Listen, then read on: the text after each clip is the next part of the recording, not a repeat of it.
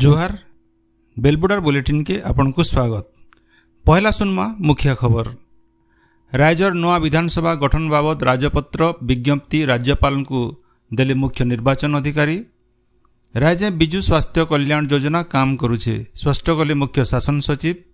देशे 7टा खेपे होइतिबार लोकसभा निर्वाचन थी 65.79% होइजे मतदान।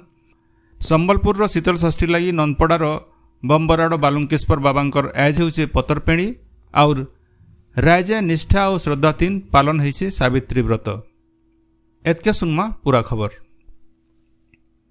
राज्यर 17 नंबर विधानसभा गठन बाबदे ओडिशार राजपत्र थी बाहरी थिबार विज्ञप्ति के मुख्य निर्वाचन अधिकारी निकुंज बिहारी धल आज राज्यपाल रघुवर दास को साक्षात करी देइछन। राजपत्र थी नुआकरी निर्वाचित होइतिबार विधायक मानकर तालिका रहिछे। यह अवसर में मुख्य निर्वाचन अधिकारी कार्यालय अलगा अधिकारी माने राजभवन उपस्थित थिले। ओडिशानो शांतिपूर्ण निर्वाचन परिचालना लगी राज्यपाल मुख्य निर्वाचन अधिकारी आउ तांकर कार्यालय सबु अधिकारी आउ कर्मचारी मानकु धन्यवाद जनाइथिले। ओडिशानो निर्वाचित होइतिबार बीजेपी सांसद माने आज दिल्ली गस्त करिछन। आबाकाल बीजेपी संसदीय दलर बैठक हेबा। इ निर्वाचित सांसद माने बैठक थी जोग देबे। इतार छड़ा प्रधानमंत्री शपथ ग्रहण उत्सव थी भी जोग देबे बोली जना पड़िछे। 18 नंबर लोकसभार निर्वाचित सदस्य मानकु स्वागत करबार लगी लोकसभा सचिवालय तैयार रहिछे। इताके नेकरी सचिवालय तरफु गोटे विज्ञप्ति जारी करा जाइछे। विज्ञप्ति थी कहा जाइछे जे सदस्य मानकु स्वागत करबार आर सुरुखुरुती पंजीकरण काम सुनिश्चित करबार लगी लोकसभा सचिवालय बहुते पदक्षेप नैछे। सचिवालय तरफु फी सदस्यों को भारतीय संविधान नियम और निर्देशनामा बाबदे उपयोगी दस्तावेजर नकल दियाजिबा। नुआ निर्वाचित होइतिबार सदस्य मानकर सुविधा लगी विमान बंदर आउ रेल स्टेशन न खास व्यवस्था करा जाइतिबार लोकसभा सचिवालय तरफु कहा जाइछे। केन्द्रर नुआ सरकार गठन लगी जातीय गणतांत्रिक मेंट एनडीए प्रक्रिया मूल करिछे। सर्वसम्मति थी बीजेपी वरिष्ठ नेता और प्रधानमंत्री नरेंद्र मोदी को एनडीए नेता भाव मनोनीत कराजिबार उतरु मेंट तरफु दरकारी पदक्षेप निया जाइछे। नुआ दिल्ली प्रधानमंत्री बासभवन गलाकाल होइतिबार एनडीए नेता मानकर बैठक थी गोटे प्रस्ताव पारित होइतिला। प्रस्ताव थी कहा जाइछे जे नरेंद्र मोदी नेतृत्वती एनडीए सरकार भारतर गरीब महिला युव कृषक और पीड़ित नागरिक मानकर सेवा करबार लगी प्रतिबद्ध है। देशर सर्वांगीन विकास और लोग मानकर जीवन स्तर थी सुधार आनबार लगी एनडीए सरकार काम करवा। राज्य विजु स्वास्थ्य कल्याण योजना बीएसकेवाई काम करुछि बोली स्वास्थ्य और परिवार कल्याण विभाग स्पष्ट करिछे। विभाग तरफु गोटे ट्वीट जरिए कहा जाइछि जे ई योजनार हिताधिकारी माने आघर बागीर माहलिया स्वास्थ्य सेवा पाई पारबे। इथि पंजीकृत डाक्तरखाना मानके हिताधिकारी मानकु सेवा जोगे देबार लगी सचेतन करा जाउथवार विभाग कहिछे। डाक्तरखाना मानके माहलिया स्वास्थ्य सेवा योजना थी सबु खर्च राज्य स्वास्थ्य प्रतिष्ठान नु दियाजिबा। सेंता राज्य मुख्य शासन सचिव प्रदीप जेना गोटे वीडियो वार्ता जरिए बीएसकेवाई योजना थी स्वास्थ्य सेवा जोगे दिया जाउछि बोली कहिछन। से कहिछन जे इथि केनसी डाक्तरखाना अवहेला कले सेमानकर विरोध न दृढ़ कार्यानुष्ठान नियाजिबा। इनो जनै दिया जाई पारे जे केते गणमाध्यम थी डाक्तरखाना मानके विजु स्वास्थ्य कल्याण योजना कार्ड ग्रहण नहीं करा जाउथबार बाबत खबर बाहरिथिला। इतार उतरु राज्य बीजेपी सभापति मनमोहन सामल ई खबर के खंडन करथिले। से कहिथिले जे निरंतर स्वास्थ्य सेवा जोगे देवार क्षेत्र थी केनसी असुविधा नहीं हुए। हाईकोर्ट न ई फाइलिंग नियमावली 2024 आबा मास 1 तारिख नु काम करबा। ई बाबदे ओडिशा हाईकोर्ट तरफु विज्ञप्ति बाहरिछे। सेंता 1 तारिख नु जिला कोर्ट और क्रिमिनल कोर्ट मानके भिल ई फाइलिंग व्यवस्था मूल हेबा। ई प्रक्रिया थी आवेदनकारी ऑनलाइन जरिए दरकारी तथ्य सहित केस रुजु करि पारबे। संबलपुर शीतल षष्ठी यात्रा अवसर ननपड़ार बम्बराड़ बालुंकेश्वर बाबांकर पतरपेणी नीति आज हेउछे। बरपिता सप्तर्षि और पड़ार मुरबी माने कन्या खोजबार के शोभा यात्रा थी बाहरिछन। सेमाने कन्या पितांकर घरे पहुंचला उतरु सप्त ऋषि और बरपिता देवदेव महादेवंकर गुणगान करबे। हेले झियो घरे राजी हेला उतरु स्वर्गी पतर पेड़ा फूल आउ बेलपतर देकरी निर्बंध बा पतरपेणी करबे। बरगढ़ जिला पदमपुर ठाने रामेश्वर बाबांकर शीतल षष्ठी यात्रा आस्थानु मूल होउछे। ई अवसर न तारकासुर दरबार संगे सांस्कृतिक कार्यक्रम मीना बजार शोभा यात्रा और अन्नकूट आयोजन करा जाइछे। ई बाबदन सूचना देइछन रामेश्वर बाबा शीतल षष्ठी आयोजन कमिटीर संपादक अच्युतानंद सेठ। ए वर्ष 6/6/2024 रु 10/6/2024 5 दिन धरिकी हमर तारकसुर दरबार जेनटा कि